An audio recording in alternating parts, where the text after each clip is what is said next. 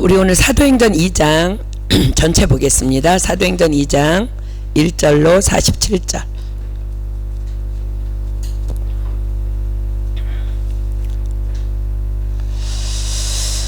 사도행전 2장 1절로 47절. 제가 한 절 읽고 여러분들 한 절 읽고 우리 교독할게요.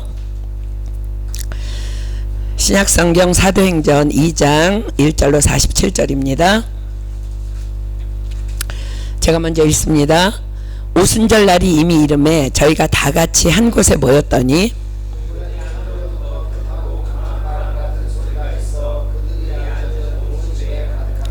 불의 혀같이 갈라지는 것이 저희에게 보여 각 사람 위에 임하여 있더니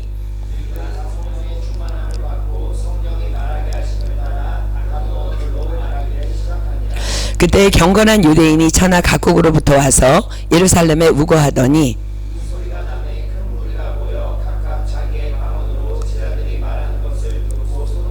다 놀라 기이 여겨 이르되 보라, 이 말하는 사람이 다 갈릴리 사람이 아니냐? 우리는 바데인과 메데인과 엘림인과 또 메소보다미아, 유대와 갑바도기아, 본도와 아시아,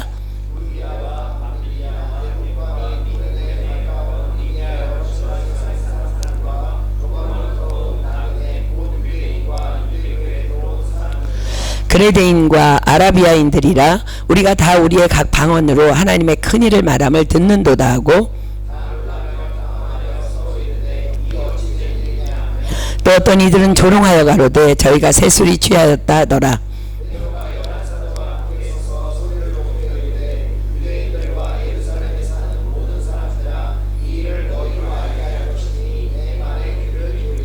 때가 제3시니 너희 생각과 같이 이 사람들이 취한 것이 아니라 하나님이 가라사대 말세에 내가 내 영으로 모든 육체에게 부어주리니 너희의 자녀들은 예언할 것이요 너희의 젊은이들은 환상을 보고 너희의 늙은이들은 꿈을 꾸리라.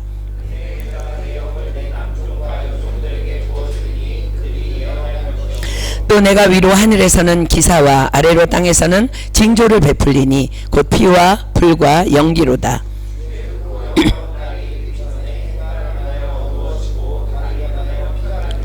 누구든지 주의 이름을 부르는 자는 구원을 얻으리라 하였느니라.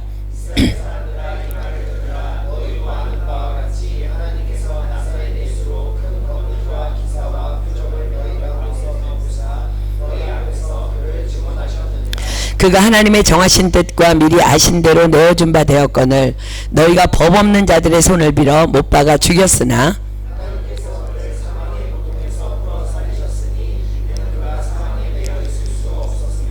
다윗이 저를 가리켜 가로되 내가 항상 내 앞에 계신 주를 배웠으며 나로 요동치 않게 하기 위하여 그가 내 우편에 계시도다.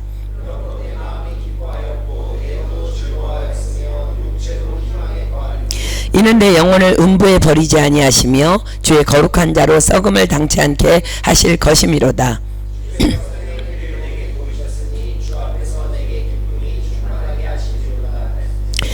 형제들아, 내가 조상 다윗에 대하여 담대히 말할 수 있노니 다윗이 죽어 장사되어 그 묘가 오늘까지 우리 중에 있도다.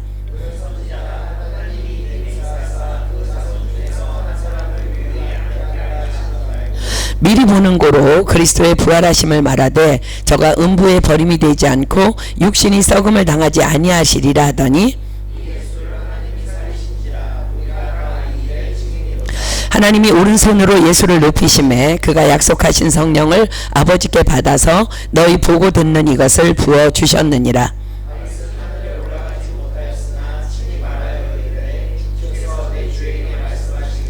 내가 내 원수로 내 발등상 되게 하기까지 너는 내 우편에 앉았으라 하셨도다 하였으니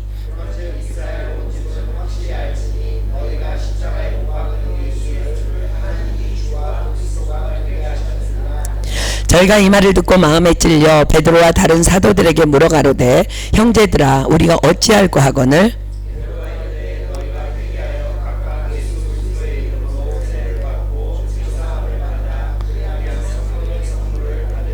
이 약속은 너희와 너희 자녀와 모든 먼데 사람 곧 우리 주 하나님이 얼마든지 부르시는 자들에게 하신 것이라 하고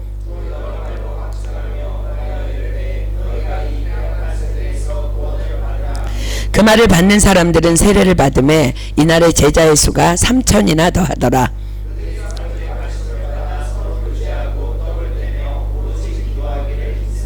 사람마다 두려워하는데 사도들로 인하여 기사와 표적이 많이 나타나니 또 재산과 소유를 팔아 각 사람의 필요를 따라 나눠주고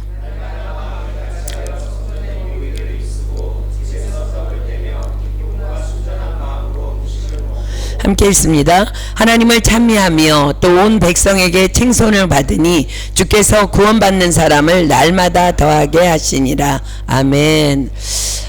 오늘은요 이 본문을 통해서 지난 3주간 공부했던 가버나움의 모든 예수님의 행적 한가운데에서 예수님과 늘 함께 있었던 제자 베드로의 변화에 대한 말씀을 공부해 보려 합니다. 우리가 이건 너무 잘 아는 말씀이기 때문에 오늘은 포커스를 좀 베드로에게 맞추려고 합니다.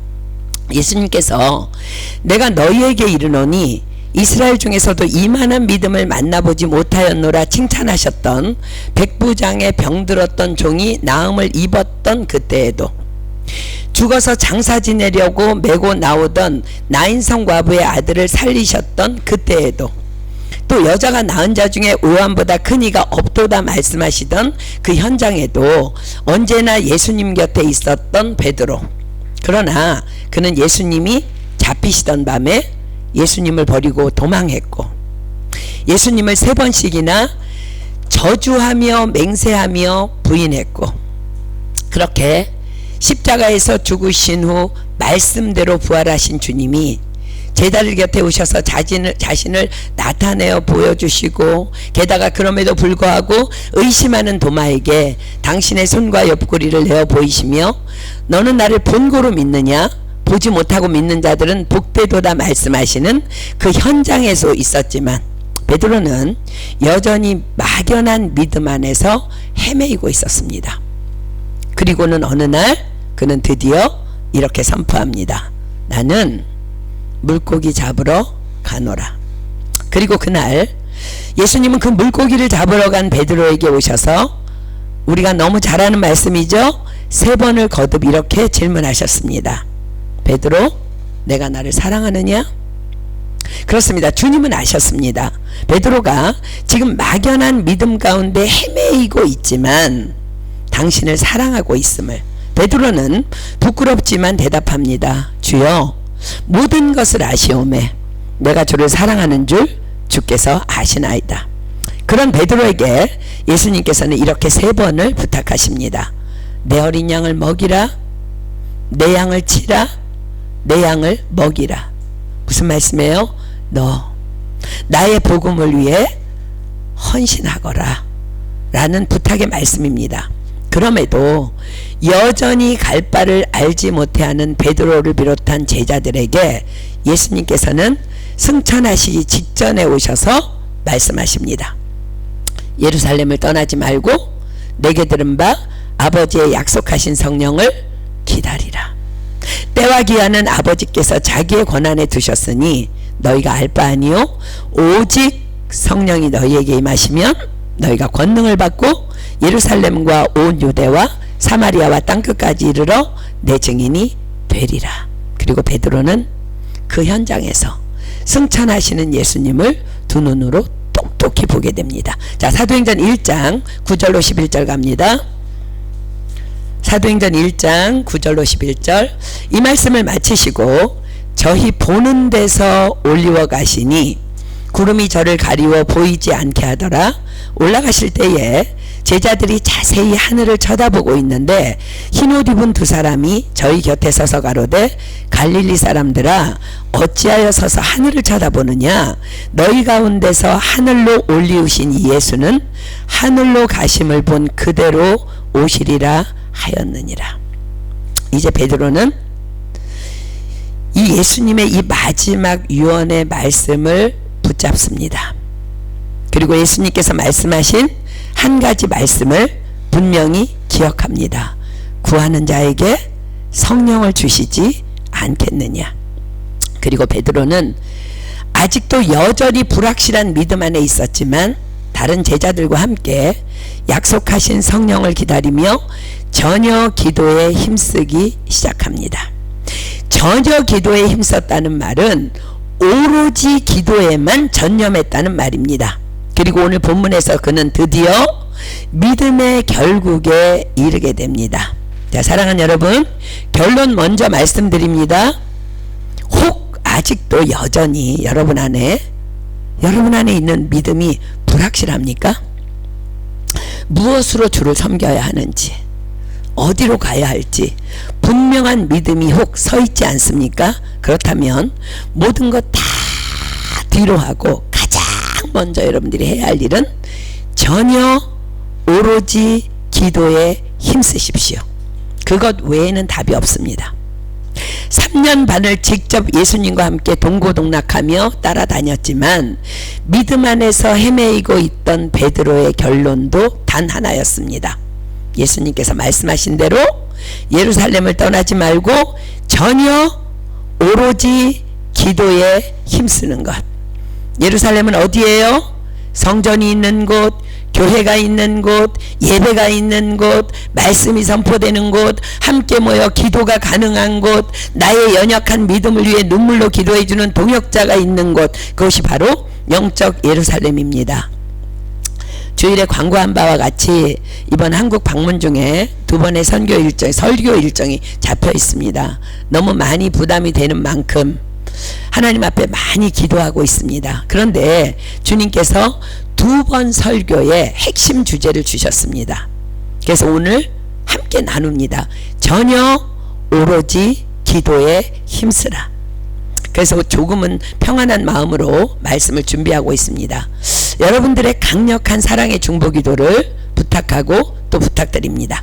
그렇습니다. 지금 우리가 만나고 있는 베드로가 선택한 믿음을 위한 마지막 결정, 그것도 뭐라고요? 전혀 오로지 기도에 힘써보자 였습니다. 예수님께서 그렇게 승천하신 후 제자들은 말씀대로 예루살렘으로 돌아옵니다. 자, 사도행전 1장 12절로 14절입니다.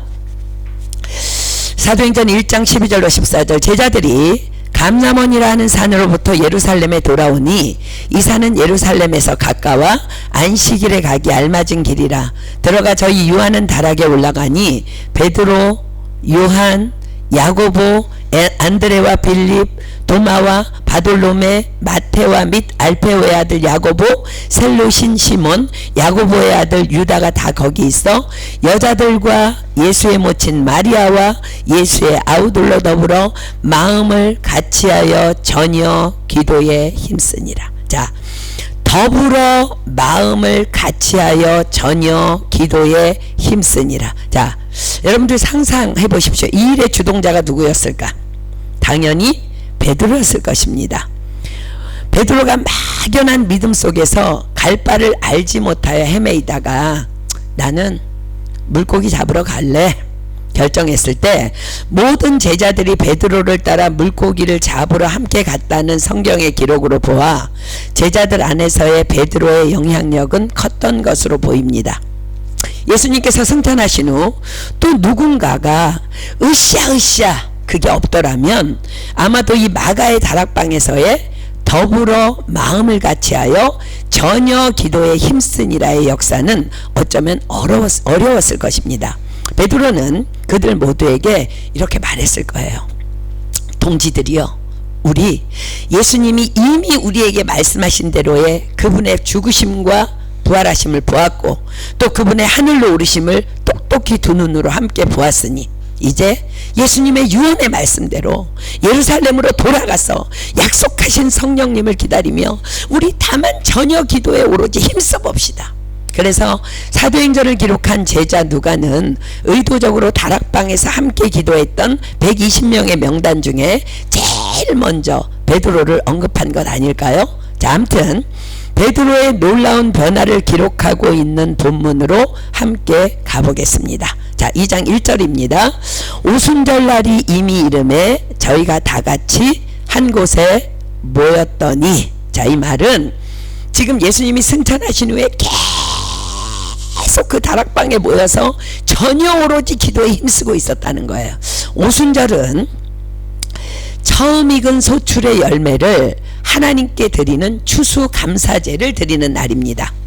문설주에 바른 어린 양의 피로 죽음에서 구원하신 하나님을 기념하는 날인 유월절 축제에서 50일이 지난 날이에요. 그래서 오순절이라고 합니다. 그런데 하나님의 계획은 너무나 놀라우십니다. 예수님께서는 그 유월절에 유월절 어린 양으로 십자가에서 처형당하셨고, 그로부터 50일이 지난 오순절 날에 성령님으로 강림하셔서 교회의 첫 열매가 되셨다는 것입니다. 자, 사랑하는 여러분, 기억하십니까?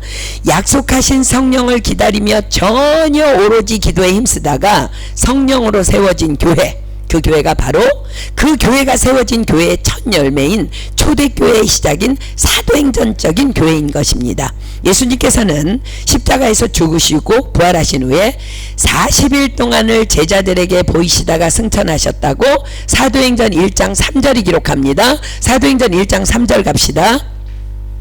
해받으신 후에 또한 저희에게 확실한 많은 증거로 친히 사심을 나타내사 40일 동안 저희에게 보이시며 하나님 나라의 일을 말씀하시니라. 그러므로 지금 본문이 기록하고 있는 오순절 날은 예수님께서 예루살렘을 떠나지 말고 아버지의 약속하신 성령을 기다리라고 말씀하시고 승천하신 지 며칠째 되는 날이에요?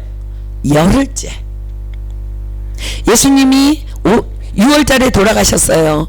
40일 동안 제자들에게 보이셨어요. 그리고 승천하셨어요. 그리고 오순절이에요. 열흘째 되던 날입니다. 그렇습니다. 베드로와 제자들은 지금 열흘째 약속하신 성령을 기다리며 전혀 오로지 기도에 힘쓰고 있는 상황이었습니다. 자, 사랑하는 여러분, 열흘, 성경에서 10은 말씀에 대한 순종으로 인한 인내의 완전수입니다. 먼 옛날 다니엘은 그 식욕이 왕성한 청소년기에 귀신들에게 제사한 음식인 왕의 진미를 거절하며 자신들을 열흘만 채식을 먹도록 허락해달라고 환관장에게 부탁합니다. 자, 다니엘서 1장 12절로 16절 한번 가볼까요? 다니엘 1장 12절로 16절. 다니엘서, 구약성경 다니엘서 1장 12절로 16절입니다. 다니엘이 환관장에게 청합니다. 청하노니 당신의 종들을 열흘 동안 시험하여 채식을 주어 먹게 하고 물을 주어 마시게 한 후에 당신 앞에서 우리의 얼굴과 왕의 진미를 먹는 소년들의 얼굴을 비교하여 보아서 보이는 대로 종들에게 처분하소서 하매 그가 그들의 말을 조차 열흘을 시험하더니 열흘 후에 그들의 얼굴이 더욱 아름답고 살이 더욱 윤택하여 왕의 진미를 먹는 모든 소년보다 나아 보인지라. 이러므로 감독하는 자가 그들에게 분정된 진미와 마실 포도주를 제하고 채식을 주니라. 그렇습니다. 다니엘이 결정한 10일이라는 시간은 다니엘이 하나님의 말씀에 순종하기로 뜻을 정한 후에 사람이 아닌 하나님께 드리는 완전한 인내의 시간이었습니다. 다니엘의 나이 당시 13살이었습니다. 13세. 그것도 남자아이가 그 13살에 채식만 먹으면 열흘 후에 거의 초죽음 상태가 될 것입니다. 그러나 하나님께서는 다니엘의 이 믿음을 받으시고 그로 넉넉히 그 날들을 이기게 하십니다. 성경이 분명히 기록합니다. 그가 환관장이 그들의 말을 쫓아 열흘을 시험하더니 열흘 후에 그들의 얼굴이 더욱 아름답고 살이 더욱 윤택하여 왕의 진미를 먹는 모든 소년보다 나아 보인지라. 그렇습니다. 약속하신 성령을 기다리며 전혀 오로지 기도에 힘쓰던 그들에게 그 10일은 하루가 천년 같았던 하나님의 그들을 향한 인내의 시험의 시간이었습니다. 그러나 그들은 기다리다가 드디어 그날을 맞이합니다. 자, 성경은 약속합니다. 야고보서 1장 12절입니다. 야고보서 1장 12절. 야고보서 1장 12절. 신약성경 야고보서 1장 12절. 시험을 참는 자는 복이 있도다. 이것에 옳다 인정하심을 받은 후에 주께서 자기를 사랑하는 자들에게 약속하신 생명의 면류관을 얻을 것임이니라. 주께서 옳다 인정하심을 받은 후 그것이 영적 열흘이라는 거야. 자, 다시 본문으로 갑니다. 1절부터 다시 볼게요. 오순절날이 이미 이름에 저희가 다 같이 한 곳에 모였더니 호련히 하늘로부터 급하고 강한 바람 같은 소리가 있어 저희 앉은 온 집에 가득하며 불의 혀같이 갈라지는 것이 저희에게 보여 각 사람 위에 임하여 있더니 드디어 약속하신 성령이 그들 위에 임하신 것입니다. 호련히 하늘로부터 급하고 강한 바람 같은 소리가 있었고 그리고 그것이 온 집에 가득했고 불의 혀같이 갈라지는 것이 저희에게 보이더니 각 사람 위에 임하여 있는 것을 그들이 보게 됩니다. 호련히, 영적 열흘은 호련히 임하는 거야. 당시 유대인들에게 있어 바람과 불은 성령과 하나님의 임재의 상징이었습니다. 다윗 왕의 시편도 이렇게 기록합니다. 시편 104편 4절로 갑니다. 시편 104편 4절. 시편 104편 4절입니다.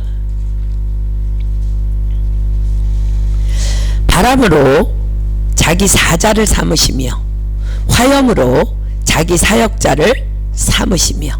그렇습니다. 약속하신 성령님의 임재는 피상적인 어떤 것이 아니라 분명한 실제라는 말씀입니다. 그리고 성령 받은 자들은 자신이 성령을 받았는지 안 받았는지 분명히 알 수 있도록 그렇게 임하신다는 것입니다. 저 또한 오순절날 임하신 그런 강한 바람이나 불은 보지 못했지만 내가 성령을 받았음이 너무나도 분명했던 것은 교회만 그냥 시댁 식구를 따라 왔다 갔다 했을 뿐 또 성경은 뚜껑도 한 번도 열어보지도 않았던 내가, 그러니 설교도 단 한 번도 귀 기울여 듣지도 않았던 내가 그날 나에게 성령이 임하던 그날 친구의 권유로 친구 언니의 교회를 따라간 그날 그냥 눈물이 하염없이 흐르더니 하나님이 창조주이심이 믿어지고 예수님이 나의 구원자이심이 믿어지고 십자가 사건이 믿어지고 성령님이 믿어지고 천국이 믿어지고 지역이 믿어지고 영생이 그냥 믿어진 거예요. 그날 성령님이 제게 임하신 것입니다. 자, 사랑하는 여러분, 왜 성령님이 임하면 그냥 이렇게 믿어지는 역사가 일어날까요? 성령님은 하나님이시며 성령님은 예수님이시며 하나님은 말씀이시며 말씀이 육신이 되어 오신 분이 예수님이시며 또한 하나님의 말씀인 성경을 기록하신 분이 성령님이시기 때문입니다. 아멘입니까? 그렇습니다. 그래서 성령 받으면 누가 교회를 오라고 해서 오는 것이 아니고 그냥 내 발이 예수님의 몸된 교회에 자동으로 그냥 와 있는 것입니다. 그리고 그토록 예배가 너무 좋은 것입니다. 그래서 성령 충만 떨어지면 가장 먼저 어떤 현상이 일어나요? 슬쩍 교회 가기가 싫어. 그러면 또 합당한 핑계거리가 쓱 생겨. 그렇습니다. 교회 문이요 아무나 열고 쉽게 들어오는 것 아닙니다. 다 하나님의 은혜입니다. 우리는 다 성령으로 인치심을 받은 은혜로 택함 받은 자들이기에 오늘도 여기 이곳에 있을 수 있는 것입니다. 제가 성령 받던 날 그날 교회 문을 나서는데 그 교회 전도사님이 제게 말했습니다. 자매님, 수요일에 예배가 있어요. 그래서 수요 예배에 갔더니 또 교회 문을 나서는데 자매님, 금요일에 금요 철야 예배가 있어요. 그래서 금요 예배에 갔더니 또 교회 문을 나서는데 자매님, 일주일에 한 번 구역 예배가 있어요. 그래서 구역 예배에 갔더니 또 자매님, 화요일마다 성경 공부가 있어요. 그래서 나갔더니 또 자매님, 새벽 기도가 날마다 있어요. 여러분, 그분이 저한테요 아무리 수백 번 밥 사주면서 얘기해도요 제가 안 가고 싶으면 안 가요. 근데요 그게 하나님의 음성으로 들리는 거예요. 그래서 새벽 기도에 나갔는데 그것이 우리 목사님이 아주 어렸을 때이니까 제가 기억하기는요 우리 시온이보다 약간 컸어요. 아니 주원이보다 약간 컸어요. 그러니까 40년 가까이 된 오늘까지도 변함없이 계속되고 있는 저의 삶이 되었습니다. 그렇습니다. 성령님의 임재는 이토록 실제인 것입니다. 예전에 BC교회 한 자매가 제가 이렇게 성경 공부를 인도하고 이제 마치고 돌아오려고 그러는데요, 우는 거예요. 눈물을 뚝뚝 흘리면서. 그래서 제가 깜짝 놀래갖고 이게 무슨 일이냐고, 왜 그러냐 그랬더니 그 자매가 하는 말이 너무 일주일이 길고 2주일은 더 길다는 거야. 너무 예배를 드리고 싶은데 주일을 기다리기가 왜 이리 기냐는 거야. 또 성경 공부하는 2주에 한 번은 너무나도 기다리기가 길다는 거야. 이 자매는요, 한 번도 한국에서 교회를 나가본 적도 없는 생초신자 자매였어요. 게다가 당신은 인터넷은 뭐 꿈도 꾸지 못하는 때이기도 했기 때문에 이 자매의 갈급함은 더했던 거예요. 그렇습니다. 성령님의 역사는 이토록 놀라운 것입니다. 사랑하는 여러분, 오늘 여러분의 첫사랑은 여전합니까? 자, 본문 4절 봅시다. 저희가 다 성령의 충만함을 받고 성령이 말하게 하심을 따라 다른 방언으로 말하기를 시작하니라. 다 성령의 충만함을 받고, 성령이 임했는데 충만함을 받았대. 이게 무슨 말이냐면 그들에게 성령이 임하자 느닷없이 하나님이, 예수님이, 또 하나님의 말씀이 너무 분명하게 믿어져서 도무지 그들 안에서 충만함이 떠날 수 없는 상태가 되어버린 것을 의미합니다. 그래서 성령님께서 그들에게 말하게 하심을 따라 다른 방언으로 말하기 시작합니다. 그렇습니다. 성령 받은 자들의 분명한 증거는 방언입니다. 꼭 방언의 은사를 받아야만 성령 받은 것은 아닙니다. 왜냐하면 저 또한 성령을 받은 후 몇 개월 후에야 방언의 은사를 받았습니다. 그러나 성령을 받아야 예수님이 그리스도이심이 믿어지고 구원의 확신을 가질 수 있기에 방언의 은사를 받았다는 것은 성령 받았음을 증거해주는 분명한 표적이 되는 것입니다. 작년에 우리 귀국한 한 자매가 너무 소극적이고 말수가 적어서요, 도무지 저 아이가 성령을 받았는지 안 받았는지 제가 너무 알 수가 없는 거예요. 그래서 너무너무 답답했던 적이 있어요. 찬양을 해도 하는 것인지, 예배를 드려도 은혜를 받고 있는 것인지, 얼굴 표정도 뭐 전혀 변화가 없으니까. 그런데 귀국을 한다는 거야. 그러니까 제가 더 답답했어요. 그러던 하루는 선교센터 이제 새벽 예배에 그 자매가 이제 기도를 하러 왔는데, 이렇게 귀국 전에 와서 이제 기도를 왔는데, 그날 좀 사람이 많아서 마땅히 앉을 자리가 없었는지 제 옆에 앉는 거야. 제 옆에 잘 안 앉거든요, 누가. 앉더니 정말 누군지 몰랐는데 중얼중얼 정말 조그만 소리로 방언을 하면서 열심히 기도를 하는 거야. 저는 그날의 그 감격을 잊을 수가 없어요. 물어보지도 못하고 답답했는데 그날, 얘가 성령 받았구나, 구원 받았구나, 얘 이제 귀국해도 되겠구나, 이제 하나님이 제 안에 들어가 계시니까 이제 하나님이 책임지실 거니까 이제 안심하고 보내도 되겠구나, 주님 감사합니다. 정말 그날 기도하면서 하염없이 눈물이 나는 거야. 너무 감사해서. 그리고 엊그제 주일에 스승의 날이라면서 그 자매로부터 여전히 부끄러움이 묻어나는 감사 카톡이 저한테 날라왔어요. 제가 얼마나 감격했는지 몰라. 카톡의 내용이 이렇습니다. 제가 유학이라는 이름으로 프랑스에 갔지만 사실 새로운 삶을 찾아서 갔었던 것 같아요. 제 삶이 버거웠거든요. 그런데 프랑스에는 다른 어려움이 있더라고요. 사실 유학 초기에 많이 힘들었어요. 그때 하나님께서 때마다 사람들을 보내주셔서 길을 준비하셨어요. 어떻게 하는지도 모르는 기도를 시작했고, 성경을 알려주시려고 제자 양육을 시켜주셨고, 교회 식구들의 하나님이 궁금해서 선교사님 가시는 곳 따라다녔어요. 선교사님 가까이에 있고 싶었나 봐요. 그렇게 하나님을 만나고 방언을 할 수 있다는 사실에 너무 좋아서 계속 기도해 봤어요. 어떤 날은 하나님이 설마 자신을 알려주시려고 나를 프랑스에 보내셨나 하는 마음이 들었었어요. 지금은 이 생각을 확신해요. 제가 있던 양우리가 파리 은혜교회여서 감사했고, 선교사님의 품 안에 있어서 감사했습니다. 스승의 날이어서 생각이 납니다. 얼마나 감격했는지. 그렇게 소극적인 아이가, 인사도 맨날 고맙습니다 이런 인사도 못하는 녀석이 가갖고 스승의 날이라고 저에게 이런 카톡을 보내왔는데 제가 정말 너무 감격했어요. 그렇습니다. 방언은 성령 받은 증거입니다. 여기 싱글들요, 결혼할 때 교회 다녔다고 모태신앙이라고 속지 말고 성령 반드시 받아야 돼. 그죠? 그 증거가 뭐야?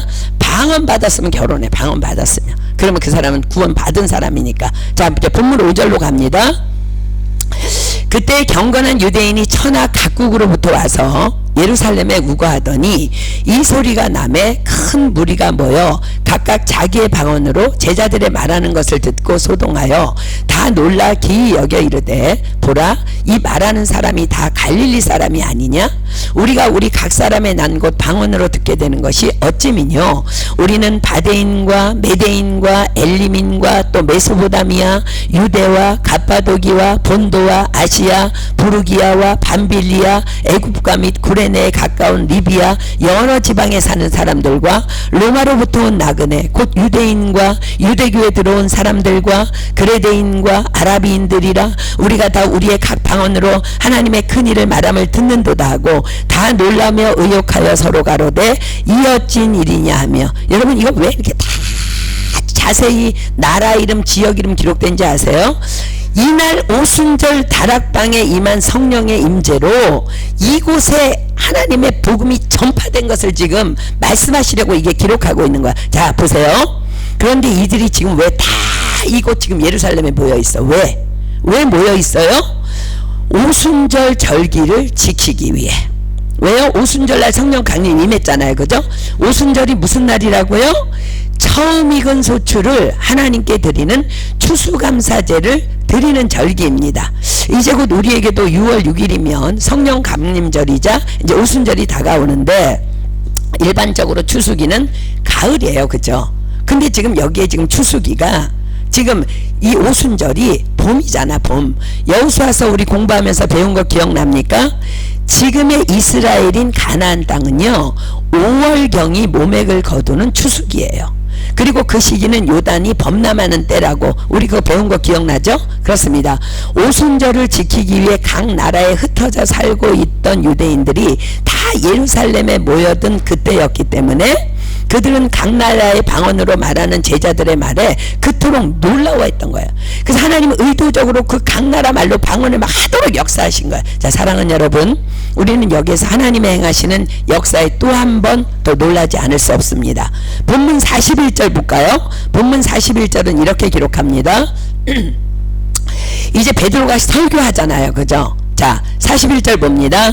이 말을 받은 사람들은 세례를 받음에 이날의 제자의 수가 3,000이나 더하더라. 그렇습니다.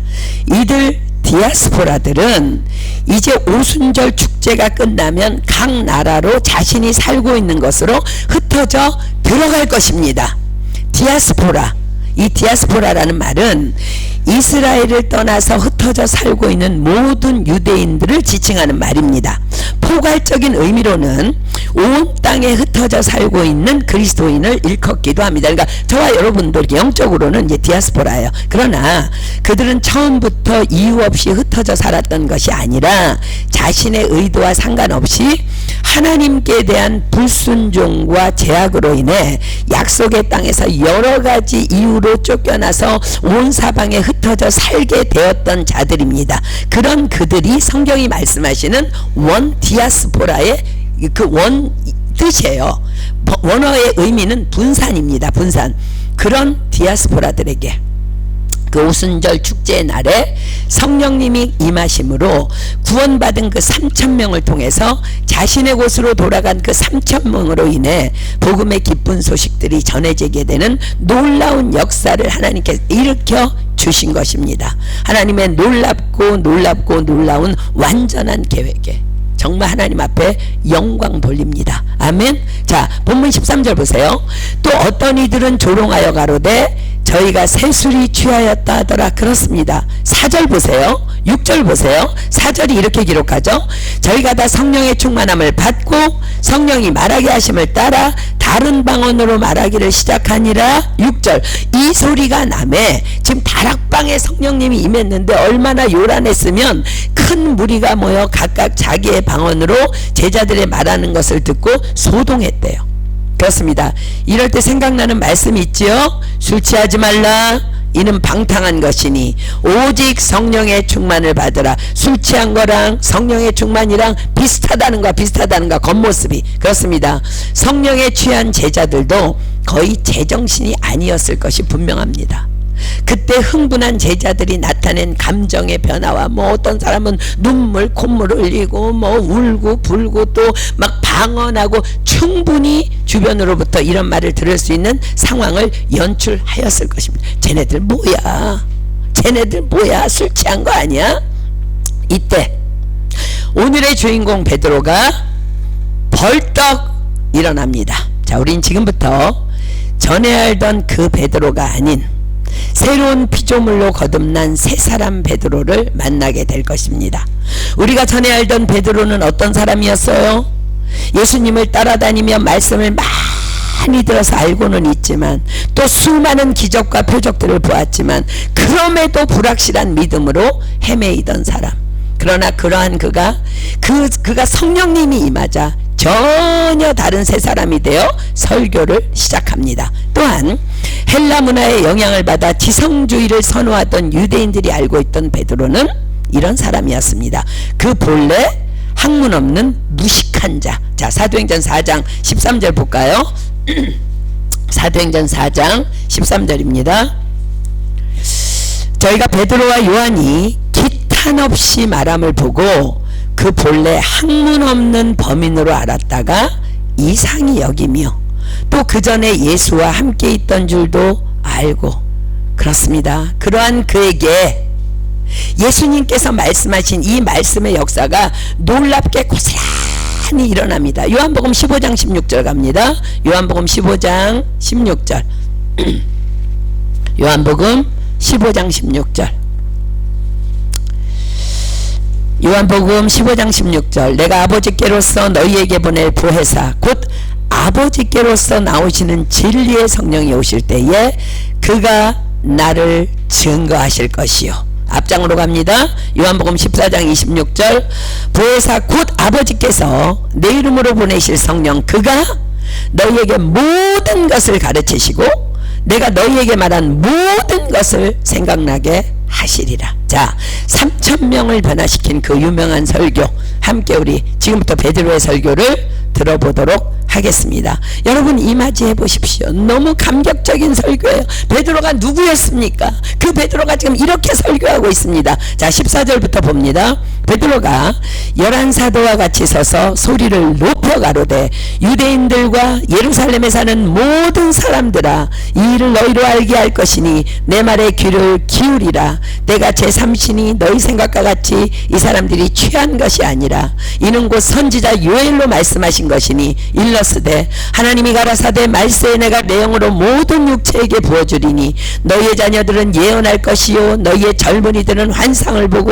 너희의 늙은이들은 꿈을 꾸리라. 그때 내가 내 영으로 내 남종과 여종들에게 부어주리니 저희가 예언할 것이요 또 내가 위로 하늘에서는 기사와 아래로 땅에서는 징조를 베풀리니 곧 피와 불과 연기로다. 주의 크고 영화로운 날이 이르기 전에 해가 변하여 어두워지고 달이 변하여 피가 되리라. 누구든지 주의 이름을 부르는 자는 구원을 얻으리라 하였느니라. 이스라엘 사람들아 이 말을 들으라. 너희도 아는 바에 하나님께서 나사렛 예수로 큰 권능과 기사와 표적을 너희 가운데 베푸사 너희 앞에서 그를 증거하셨느니라. 그가 하나님의 정하신 뜻과 미리 아신 대로 내어준 바 되었거늘 너희가 법 없는 자들의 손을 빌어 못 박아 죽였으나 하나님께서 사망의 고통을 풀어 살리셨으니 이는 그가 사망에게 매어 있을 수 없었음이라. 다윗이 저를 가리켜 가로되 내가 항상 내 앞에 계신 주를 배웠으며 나로 요동치 않게 하기 위하여 그가 내 우편에 계시도다. 이러므로 내 마음이 기뻐하였고 내 입술도 즐거워하였으며 육체는 희망에 거하리니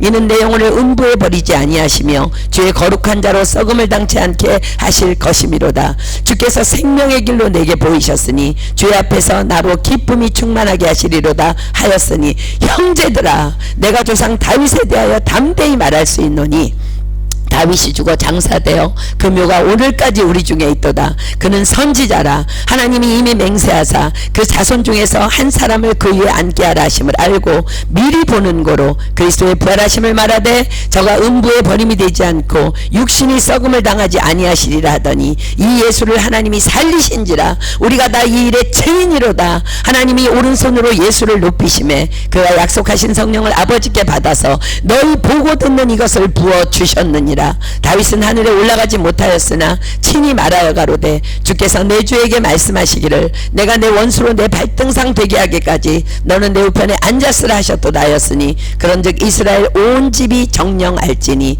너희가 십자가에 못 박은 이 예수를 하나님이 주와 그리스도가 되게 하셨느니라 하니라. 저희가 이 말을 듣고 마음에 찔려 베드로와 다른 사도들에게 물어가로되 형제들아 우리가 어찌할까. 너무 확신 있는 선포에 전부 사람들이 마음에 찔린 것. 베드로가 가로되 너희가 회개하여 각각 예수 그리스도의 이름으로 세례를 받고 죄사함을 얻으라. 그리하면 성령을 선물로 받으리니 이 약속은 너희와 너희 자녀와 모든 먼데 사람 곧 주 우리 하나님이 얼마든지 부르시는 자들에게 하신 것이라 하고 또 여러 말로 확증하며 권하여 가로되 너희가 이 패역한 세대에서 구원을 받으라 하니 그 말을 받는 사람들은 세례를 받음에 이날의 제자의 수가 3,000이나 더하더라. 너무 놀랍습니다. 베드로의 설교입니다. 요한복음 3장 34절 한번 펴볼까요? 요한복음 3장 34절. 요한복음 3장 34절. 하나님의 보내신 이는 하나님의 말씀을 하나니 이는 하나님이 성령을 한량없이 주심이니라. 이 말씀 그대로의 역사가 지금 베드로 안에 일어난 거예요. 이 사람이, 사랑하는 여러분 보십시오. 예수께서 겟세마네 동산에서 유대인들에게 잡히시던 밤 예수님을 버리고 도망간 그 베드로 맞습니까? 이 사람이 비천한 계집종 앞에서 저주하며 맹세하며 예수님을 3번씩이나 부인하던 베드로 맞습니까? 이 사람이 부활하신 주님을 만나고도 나는 물고기 잡으러 가노라 하던 베드로 맞습니까? 이 사람이 그 학문 없는 자, 그 무식한 베드로 맞습니까?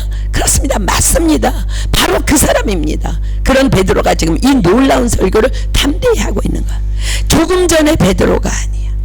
어제의 베드로가 아니야. 그가 선포합니다. 모든 사람들이요 내 말에 귀를 기울이십시오. 때가 제 삼신이 당신들의 생각같이 이 사람들이 취한 것 아닙니다. 이는 곧 선지자 요엘로 말씀하신 것입니다. 이로써 하나님이 가라사대 말세에 내가 내 영으로 모든 육체에게 부어주리니 너희의 자녀들은 예언할 것이요 젊은이들은 환상 보고 늙은이들은 꿈을 꾸리라 하셨습니다. 그때 내가 내 영으로 내 남종과 여종들에게 부어주리니 저희가 예언할 것이요 하셨습니다. 또 내가 위로 하늘에서는 기사와 아래로 땅에서는 징조를 베풀리니 곧 피와 불과 연기로다 하셨습니다. 주의 크고 영화로운 날이 이르기 전에 해가 변하여 어두워지고 달이 변하여 피가 되리라 하셨습니다. 여러분들 다 보셨습니다. 십자가에서 죽으신 그분을 보셨습니다. 누구든지 주의 이름을 부르는 자는 구원을 얻으리라 하셨습니다. 이스라엘 사람들이여 이 말을 들으십시오. 당신들도 아는 바에 하나님께서 나사렛 예수로 큰 권능과 기사와 표적을 당신들 가운데 베푸사 당신들 앞에서 그를 증거하셨습니다. 그분이 하나님의 정하신 뜻과 미리 하신 대로 내어준 바 되었거늘 당신들이 법 없는 자들의 손을 빌어 못 박아 죽였지만 하나님께서 사망의 고통을 풀어 살리셨으니 이는 그분이 사망에게 매어 있을 수 없음입니다. 그렇습니다. 하나님께서 이 예수님을 살리셨습니다. 우리가 이 일에 다 증인입니다. 하나님께서 당신의 오른손으로 예수님을 높이심에 그분이 약속하신 성령을 아버지께 받아서 당신들이 보고 듣는 이것을 부어주셨습니다. 그러므로 이스라엘 온 집은 알아야 합니다. 당신들이 십자가에 못 박은 이 예수님을 하나님이 우리 주와 그리스도가 되게 하셨습니다. 이게 지금 한순간에 그리고 단 몇 시간 하루 만에 다 이루어진 베드로의 변화예요. 여러분 믿어지십니까? 그렇습니다. 이것이 바로 성령님의 역사입니다. 베드로는 다만 이 설교만을, 즉 예수님의 부활하심만을, 그리고 그분이 그리스도이심을 온 지역에 다니며 죽기까지 선포했고 그 까닭에 옥에 갇히고 수없이 매질을 당했지만 그 일어나 이 복음을 위하여 기쁨으로 순교합니다. 그렇습니다. 이것이 성령님의 역사입니다. 자, 사랑하는 성령 받은 여러분, 여러분은 지금 어떠합니까? 성령으로 충만하십니까? 모든 것을 가르쳐 주시고 모든 것을 생각나게 하시는 그 성령님께 지금 베드로처럼 이렇게 붙잡혀 있습니까? 만일 그렇지 않다면 다시 한 번 더 여러분에게 권고하며 당부합니다. 기억하십시오. 사랑하는 여러분, 우리 성령 충만해야 합니다. 성령 충만을 위해 목숨 걸어야 합니다. 베드로에게 임한 성령님과 우리에게 임한 성령님과 다른 분 아닙니다. 그런데 왜 여전히 왜 헤매이십니까? 이유는 단 하나입니다. 다 성령 충만 떨어져서 그런 거예요. 성령으로 충만한 자들의 삶은요, 단순하고 심플합니다. 뭐 상관없어. 여러분 들으십시오. 단순하고 심플합니다. 왜냐하면 주님의 영광만 보이기 때문에 그렇습니다. 그러나 성령 충만이 떨어진 자들의 삶의 특징은 복잡합니다. 왜요? 생각이 많아지기 때문이에요. 성령 충만 떨어진 그 자리를요, 사단이 막 생각으로 집어넣어서 그런 거야. 왜지? 그 사람이 왜 그렇게 나한테 말했지? 내가 이렇게 해서 그런가? 또 내가 이렇게 말하고 행동하면 사람들이 나를 이렇게 생각하겠지? 여러분, 자존감 상실입니다. 우리 하나님 자녀입니다. 성령 충만 떨어져서입니다. 성령으로 충만한 사람들의 특징은요, 아주 심플해. 아멘, 할렐루야, 감사합니다. 범사의 주님 인정합니다. 주님이 하셨습니다. 또 주님이 하실 것입니다. 하나님께서 지으신 모든 것이 다 선하십니다. 아멘. 너희가 염려함으로 길을 한 자나 더할 수 있느냐 말씀하셨습니다. 아멘. 염려하지 않겠습니다. 그리고 툴툴, 성령 충만한 자들은요, 툴툴 털어냅니다. 너희 안에 계신 이가 너희를 지키시며 악한 자가 너희를 만지지도 못하느니라. 아멘입니까? 사랑하는 여러분, 기억하십시오. 여러분 안에 생각이 많아지는 것은 성령 충만이 떨어진 증거. 빨리 회복해야 합니다. 어떻게 해야 돼요? 전혀 오로지 기도에 힘쓰십시오. 성령으로 다시 충만해질 것입니다. 베드로는 참으로 여러가지 열등감과 생각이 많았던 자였어요. 여러분들 이 사복음서 읽어보면요, 베드로 얘기 무진장 많이 나오잖아, 그치? 열등감과 생각이 많았던 자예요. 그래서 자꾸 다른 제자와 자신을 비교합니다.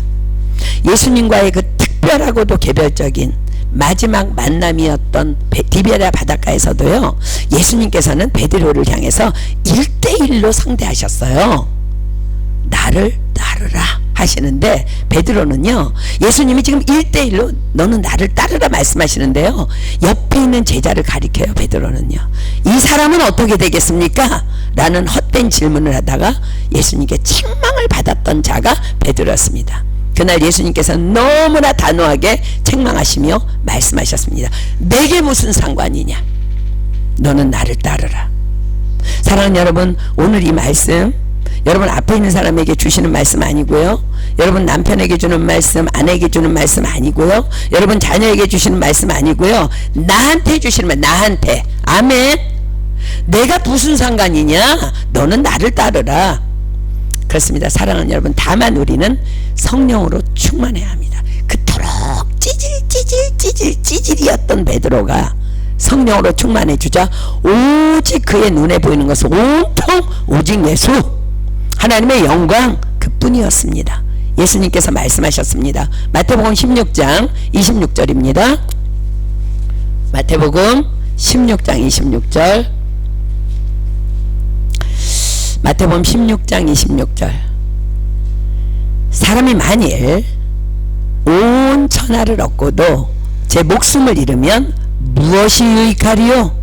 사람이 무엇을 주고 제 목숨을 바꾸겠느냐? 성령 충만한 사람들은요, 이게 너무나 정확하게 와서 지배하는 거야. 그렇습니다. 성령으로 충만한 자들은요, 영생이면 충분한 것입니다. 하늘에서 나는 새도 아버지께서 다 돌보시니 염려하지 말라 하셨습니다. 그의 나라와 의를 먼저 구하면 너의 삶은 아버지가 다 책임지신다고 약속하셨습니다. 성령으로 충만한 자들은 이 말씀이 믿어지기 때문에, 그 말씀이 나를 지배하기 때문에 그토록 담대할 수 있는 것입니다. 그런데 여러분, 이제 여기에서 베드로는 어떻게 이 놀라운 지경에 이르는 사람으로 변화될 수 있었다고요? 다만 그냥 그날 오순절날 성령이 임해서입니까? 아니요. 베드로가 무엇을 결정했기 때문에 이 일이 일어난 거예요? 믿는 자들과 더불어 마음을 같이하여 전혀 기도에 힘쓰니라. 아멘. 이것이 베드로를 새 사람으로 옷 입은 이 베드로가 되게 한 것입니다. 주님께서 말씀하십니다. 너희가 악할지라도 좋은 것을 자식에게 줄 줄 알거든 하물며 너희 천부께서 구하는 자에게 성령을 주시지 않겠느냐 하시니라. 그런데 왜 교회 안에 많은 사람들이 불확실한 믿음 속에서 헤매이고 있다고요? 기도하지 않기 때문입니다. 사랑하는 여러분, 기도요, 식사 기도할 때 하는 그런 기도 말고요, 그냥 앉아있다고 기도가 아니고요, 시간 때운다고 기도가 아니고요, 지금 베드로는요 목숨을 걸었어요. 전혀 오로지 기도에 힘써버리라. 아주 결단을 한 거야. 결단을 한 거야. 내가 이 찌질이 같은 인생 3년 반 동안 예수님 따라다녔는데 내 인생 지금 뭐야, 맨날 물고기나 잡으러 가고 너 나를 따르라 그러는데 쟤는 어떻게 되냐 그래서 맨날 혼나고 막 계집종 아이 앞에서 막 저주하고 자기 인생 너무 싫은 거야. 결단해요. 그 예수님이 오르시는 승천하시는 그 모습, 나 이제 마지막으로 붙잡을 거야. 성령이 임하면 때와 기한은 아버지의 권한에 두신다 그랬지. 성령이 임하면 너희가 권능을 받는다고 했지. 난 결단할 거야. 이제 약속하신 성령을 기다리며 정말 전혀 오로지 기도에 힘쓰는 이 일에 나는 목숨 걸어 볼 거야. 그 일 때문에 베드로가 지금 변화된 거야. 구하는 자에게 성령을 주시지 않겠느냐? 여러분, 이 말씀 믿으십니까? 아멘. 우리는요 그냥 하나님을요 이렇게 피상적인 하나님, 내가 만들어 놓은 하나님 믿는 거 아니라 그랬잖아요. 기록된 말씀을 믿는 거라 그랬잖아요. 근데 분명히 기록된 말씀에 예수님 말씀하세요. 구하는 자에게 성령을 주시지 않겠느냐. 어떤 사람은요 기도에 대해서 말하면요 이렇게 얘기해요. 다 알겠어요. 다 알겠는데요 어떻게 기도할 줄을 모르겠어요. 그럼 성경은 읽어봤나요? 성경은 읽어봤나요? 성경이 뭐라고 써 있어요? 다 기도하기 싫은 사람들의 핑계일 뿐이에요. 베드로처럼 오늘 기도하기로 결정하십시오. 시간을 정하십시오. 그리고 하나님 앞에 무조건 앉아 눈 감으십시오. 성경을 통해 주님이 이렇게 말씀하세요. 누가복음 12장 12절 봅니다. 누가복음 12장 12절. 기도할 줄 모르는 다 거짓말이야. 기도하고 싶지 않은 거예요. 하나님 안 믿는 거예요. 믿음 없는 거예요. 믿음 아예 없는 사람이에요. 성경 안 읽는 사람이에요. 누가복음 12장 12절 말씀하십니다. 마땅히 할 말을 성령이 곧 그때에 너희에게 가르치시리라 하시니라. 아멘입니까? 자, 로마서 8장 26절로 27절 갑니다. 로마서 8장 26절로 27절. 요한복음 로마서 8장 26절로 27절입니다.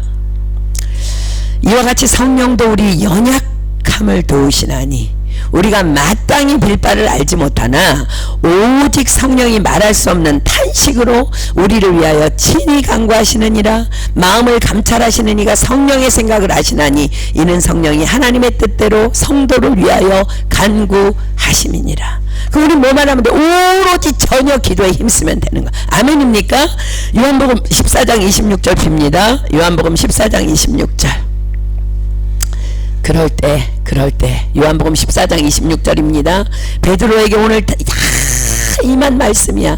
보혜사 곧 아버지께서 내 이름으로 보내실 성령, 그가 너희에게 모든 것을 가르치시고 내가 너희에게 말한 모든 것을 생각나게 하시리라.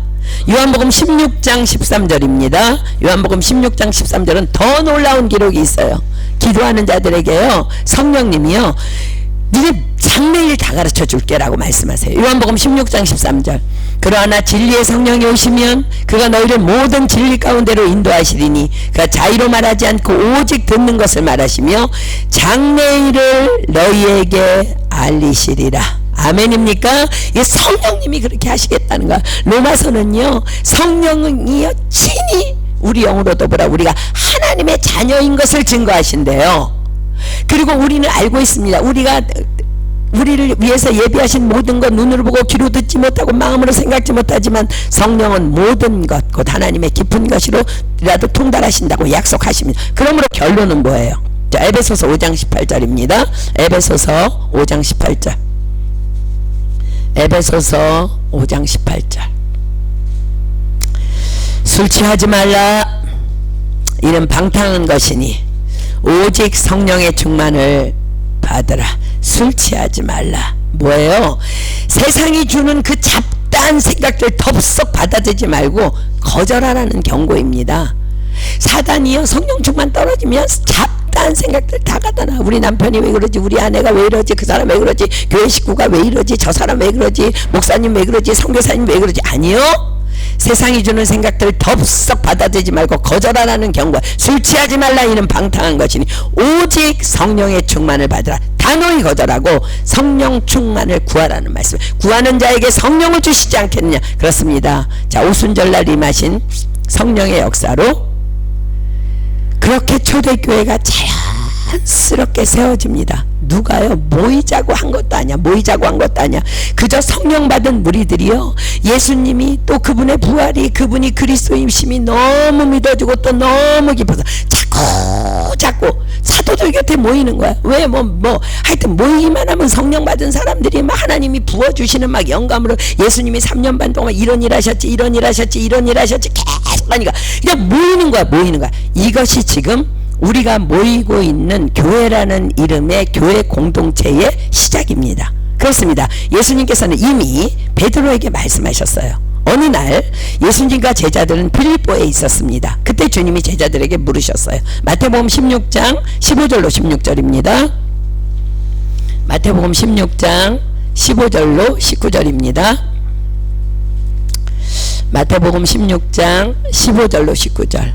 가라사대 너희는 나를 누구라 하느냐. 시몬 베드로가 대답하여 가로되 주는 그리스도시요 살아계신 하나님의 아들이시니이다. 예수께서 대답하여 가라사대 바요나 시몬아 내가 복이 있도다. 이를 내게 알게 하니는 혈육이 아니요 하늘에 계신 내 아버지시니라. 또 내가 내게 이르노니 너는 베드로라. 내가 이 반석 위에 내 교회를 세우리니 음부의 권세가 이기지 못하리라. 내가 천국 열쇠를 내게 주리니 내가 땅에서 무엇이든지 매면 하늘에서도 매일 것이요 내가 땅에서 무엇이든지 풀면 하늘에서도 풀리리라. 그렇습니다. 예수님께서는 주는 그리스도시요 살아계신 하나님의 아들이신다라고 얼떨결에 고백한 베드로를 향해 말씀하셨습니다.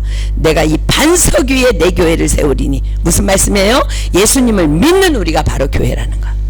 그리고 또 교회인 우리가 모인 이 공동체가 바로 교회인 것입니다. 그렇습니다. 그렇게 예수 그리스도의 부활을 믿는 자들이 자연스럽게 모여서 이루어진 교회가 바로 초대교회입니다. 교회의 시작입니다. 그렇습니다. 우리 프랑스 은혜교회가 꿈꾸며 기도하고 있는 그 사도행전적인 교회가 이렇게 시작된 것입니다. 자, 본문 42절 보세요. 초대교회의 모습입니다. 저희가 사도의 가르침을 받아 서로 교제하며 떡을 떼며 기도하기를 전혀 힘쓰니라. 그들에게요 아무도 모이자 하지 않았을까요? 그러나 그들은 사도들 곁에 있고 싶었을 것입니다. 그렇게 사도들이 전하는 그 예수님의 말씀을 자꾸 듣고 또 듣고 싶었을 것입니다. 그리고는 말씀 시간이 끝나면 서로 교제하며 떡을 뗍니다. 여기서의 떡은 말씀입니다. 난 이 말씀을 들을 때 큰 찔림이 있었어. 주께서 나를 위해 그 처참한 죽음을 죽으셨는데 나는 여전히 용서하지 못하고 있는 나를 발견했어. 그래, 베드로 사도님의 저 변화도 전혀 기도에 힘쓰다가 일어난 변화라고 지금 간증하고 있잖아. 그래, 우리도 더욱 기도에 힘써야 해. 주님은 말씀하셨지. 이같이 너희 빛을 사람 앞에 비추게 하여 저희로 너희 착한 행실을 보고 하늘에 계신 너희 아버지께 영광을 돌리게 하라. 그렇습니다. 초대교회 성도들은 자기의 유익이나 기도 제목을 가지고 전혀 기도에 힘쓰지 않았을 거예요. 다만 성령 충만을 위해, 그래서 다만 하나님의 영광을 나를 통해 세상에 나타내어 보이기 위해. 그랬더니 그때 어떤 일이 일어나기 시작했어요? 43절. 날마다 두려워하는, 사람마다 두려워하는데 사도들로 인하여 기사와 표적이 많이 나타나니. 자, 사람마다 두려워하는데 어떤 두려움일까? 하나님을 경외함에서 오는 두려움입니다. 그래, 똑바로 살아야 돼. 저 예수님을 전하기 위해서 우리가 똑바로 살아야 돼. 십자가를 믿지 않는 사람들에게 복음을 전하려면 똑바로 살아야 돼. 나부터 남원이라도 주님이 나를 위해 오셨는데 이젠 새 사람을 입었으니 거룩해야 해. 거룩한 하나님의 임재 앞에서의 경외함의 두려움이 그들에게 계속 초대교회 식구들에게 계속 머물러 있었다는 말씀입니다. 그러다 보니 교회 안에 어떤 일이 일어나기 시작했다고요? 사도들로 인하여 기사와 표적이 많이 나타나니, 자, 사랑하는 여러분, 기사와 표적이 뭐예요? 홍해가 갈라지고 요단강이 일어서 쌓이는 것만 기적입니까? 아니요. 기적 중에 기적, 표적 중에 표적은요, 바로 저와 여러분이 예수님을 믿게 된 거예요. 우리는 감히 하나님의 능력을 제한하며 이렇게 생각합니다. 그 사람은 좀 어려워. 과연 그렇습니까? 아니요. 저와 여러분 같은 이런 강팍한, 정말 날도둑놈 같은 이런 자들을 예수님이 만나 주셨다면요, 이 세상에 구원받기에 불가능한 영혼은 없습니다. 내가 구원받았다면 없습니다. 아멘입니까? 여기에서 사도들로 인해 기사와 표적이 많이 나타났다는 것은 물론 병고침, 귀신이 쫓겨남 등이 포함되겠지만 도무지 믿을 것 같지 않던 영혼들이 교회에 뭐야 쟤네들 왜 저래, 뭐 무슨 난리가 났어, 무슨 일이래, 구경 왔던 자들도 사도들의 말씀만 들으면 믿어지는 역사가 계속 일어나고 일어났다는 것을 지금 의미합니다. 그것이 기적과 표적이 일어나는 교회예요. 제가 예전에 일본 동경에 사랑의 불꽃 잔치에 이제 팀멤버로 섬기러 갔을 때요, 마지막 날에 한 분이 나와서 이제 간증을 하는데요, 이러는 거예요. 어떤 팀멤버 한 사람을 이렇게 가르치면서요, 저기 있는 저 사람 내 시동생인데 일단 여러분 죄송합니다, 제가 좀 저놈한테 욕을 좀 하고 시작하겠습니다. 이러더니요, 야 이 새끼야, 이 나쁜 놈아, 너만 살면 되냐? 그러더니 이제 간증을 시작하는 거예요. 전부 다 이제 어이가 없어서 저분이 왜 저러지? 근데 자신도 자기도 이제 자기를 소개하는데, 자신도 자기 시동생도 둘 다 이제 LA에서 미국에서 지금 치과의사랍니다. 그런데 어느 날부터인가 시동생이 자꾸 자리를 며칠씩 비우는데 다녀오기만 하면 사람이 이렇게 달라져 있더라는 거예요. 그래서 자기가 자리를 메꾸면서, 빈자리를 메꾸면서도 이렇게 말은 좀 못하고, 저 시동생이 저럴 놈이 아닌데, 너무 사람이 달라졌어요. 말도 못하면서 맨날 이제 그 자리를 메꾸면서, 그런데 자리를 비워도 너무 자주 비우더라는 거예요. 그래서 자신이 너무너무 화가 나서 어딜 그렇게 자꾸 가냐, 학교 동창이라 시동생이랑 형수가 너무 친하더라고요. 나도 좀 쉬어보자, 이제 병원문 닫고 나도 좀 데리고 가서 쉬게 하라. 그래서 자기를요, 시동생이 초대도 안 했대요, 그 TD에. 근데 자기가 왔대요. 여기 왔다는 거야, 자기가. 그런데 왜 그토록 자기 시동생이 병원을 자꾸 비웠는지, 또 왜 자기한테는 가자고 말을 안 했는지도 여기서 답을 다 얻었다는 거야. 이 방법이 아니면 자기 같은 고집쟁이는 결코 이런 데 올 사람이 아니기에 자기 시동생이 기도만 하자, 데리고 가기 위해서 기도만 하자, 작전을 아주 잘 짠 거라며 정말 자신은 변화된 시동생이 놀라웠고, 그래서 궁금했다고. 그래서 지금 생각해 보니까, 그러더니 다시 욕을 하는 거야, 또 시동생한테. 다시 욕을 하면, 저놈이 정말 나쁜 놈인 게 분명한 거는요, 만일 내가 이곳에 오기 전에 죽었으면 지만 천국 가고 나는 지옥 갈 뻔하지 않았나. 그래서 저놈은 나쁜 놈이라고. 그때 그 치과 의사인 장로님께서요, 그렇게 간절한 팀멤버 자리에 앉아서 눈물을 툭툭 흘리던 그 장면이 지금도 제 뇌리에서 잊혀지질 않아요. 정말 강력한 간증이었어요. 그렇습니다. 기적 중의 기적은요, 바로 예수님이 믿어지는 영혼권의 역사가 일어나는 거예요. 이번 파리 사랑의 불꽃 잔치에도 이런 기적과 표적이 많이 일어나는 잔치가 될 줄 믿습니다. 아멘. 왜냐하면 오늘부터 우리는 전혀 기도에 오로지 힘쓰기로 결정할 것이니까. 아멘입니까? 그러다 보니 초대교회 안에 어떤 일들이 자연스럽게 번지기 시작했는지 볼까요? 44절입니다. 믿는 사람이 다 함께 있어 모든 물건을 서로 통용하고, 내 것 네 것이 없었다는 거야. 내 것도 네 것, 네 것도 네 것. 그런데 이것도 모자라서 이젠 자신의 소유까지 다 팔아서 서로의 부족을 채우며 집세를 못 냈어, 이거 팔아갖고 막 채우는 거야. 그렇게 서로를 섬기는 일이 초대교회를 채우고 있었다는 거야. 45절 보세요. 또 재산과 소유를 팔아 각 사람의 필요를 따라 나눠주고, 날마다 마음을 같이하여 성전에 모이기를 힘쓰고, 집에서 떡을 떼며 기쁨과 순전한 마음으로 음식을 먹고. 암튼 이 초대교회 식구들이 헤어질 수 없는 이유는 단 하나, 말씀을 나누고 음식을 나누고 서로 기도 제목 나누고 위로해주고 서로 섬겨주느라. 그렇게 하고는 집으로 돌아온 그들은 또 어떤 삶을 살았을까? 긍정적인 관점에서 집에서 새는 바가지 밖에서도 셉니다. 자, 교회 안에서의 삶을 그대로, 그리고 교회에서 받은 말씀 그대로의 삶을 세상 속에 들어가, 가정 안에 들어가 믿지 않는 영혼들에게 그렇게 실천하며 살았다는 거예요. 그랬더니 어떤 일이 일어났을까? 47절, 하나님을 찬미하며 또 온 백성에게 칭송을 받으니 주께서 구원받는 사람들을 날마다 더하게 하시니라. 아멘. 사랑하는 여러분, 이 초대교회의 모습과 영성 그대로가 바로 우리 프랑스 은혜교회의 모습이며 영성이 되기를 주님은 기대하고 계심을 저는 믿습니다. 우리는 이렇게 돼야 될 줄 믿습니다. 이를 위해서 우리는 지금 기도하고 있는 거야. 그래서 우리는 오늘도 사도행전적인 교회를 꿈꾸며 기도하고 있는 것입니다. 자, 사랑하는 여러분, 초대교회가 어떻게 서게 되었다고요? 예수님께서 승천하시면서 말씀하신 예루살렘을 떠나지 말고 아버지께서 약속하신 성령을 기다리라. 때와 기한은 아버지의 권한에 두셨으니 너희의 알 바 아니요 오직 성령이 너희에게 임하시면 너희가 권능을 받고 예루살렘과 온 유대와 사마리아와 땅끝까지 이르러 내 증인이 되리라. 내가 되는 것이 아니라 성령이 증인이 되리라 하셨어요. 그래서 베드로와 믿는 무리들이 어떻게 하였다고요? 더불어 마음을 같이하여 전혀 기도에 힘쓰니, 이게 포커스라는 거예요. 언제까지? 성령님이 임하실 때까지. 그 기한이 얼마 동안이었다고요? 열흘이 뭐라고요? 인내의 완전수. 나의 믿음의 순종을 테스트하는 완전한 인내의 시간. 내야 기한은 아버지의 권한에 두셨으니 너희 할 바 아니요. 이것이 바로 열흘인 것입니다. 자, 사랑하는 여러분, 기억하십시오. 베드로를 변화시키신 성령님은 바로 저와 여러분의 하나님이십니다. 그분은 지금 저와 여러분의 전인격을 통째로 베드로처럼 변화시키기 위해 내 안에 거하고 계십니다. 그러면 우리는 뭐만 하면 돼요? 말씀에 대한 순종.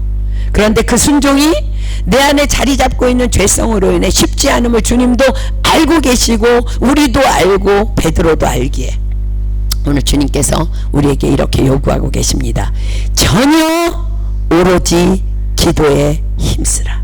아멘입니까? 여러분, 초대교회가 생겼던 것도 전혀 오로지 기도에 힘쓴 거고요. 초대교회가 유지되었던 것도 전혀 오로지 기도에 힘썼기 때문에 사도행전 29장을 여전히 써나갈 수 있는 그 초대교회로 그렇게 자리 잡게 된 거고 그렇게 소개되고 있는 거야. 자, 사랑하는 여러분, 베드로가 왜 성령으로 그렇게 변화된 세 사람이 됐어요? 전혀 오로지 기도에 힘썼기 때문에. 제가 열흘 동안 한국에 가는데 제가 다녀온 열흘 후의 모습은 여러분이 아니기를 축복합니다. 베드로처럼 전혀 오로지 기도에 힘써 하나님 새 사람 입게 하여 주시옵소서. 나의 전인격을 변화시켜 주시옵소서. 그 여러분들 아무것도 하지 말고요. 기도 안 하면 밥도 먹지 마. 기도 안 하면 그날 일하러도 가지도 마. 기도 안 하면 돈도 벌지 마. 기도 전혀 오로지 기도에 힘쓰십시오.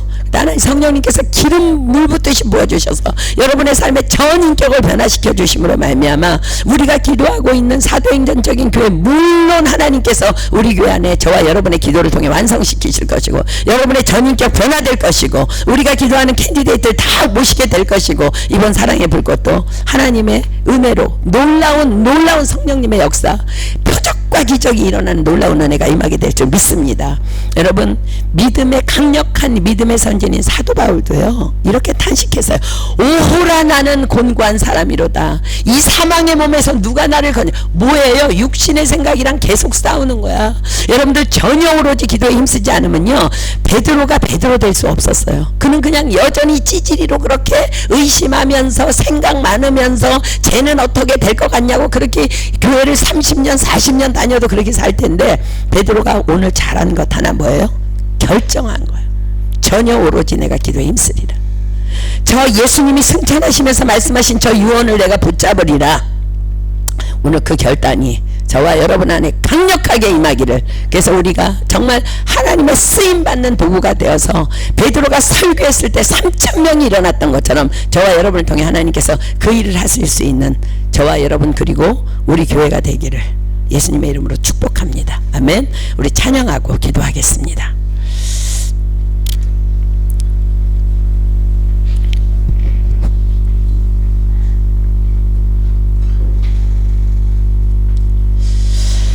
저는 여러분들에게 지금 이 시간에 그 베드로의 결단, 그 믿음이 있기를 축복합니다. 성령님은요, 이 시간에 이미 와 계세요.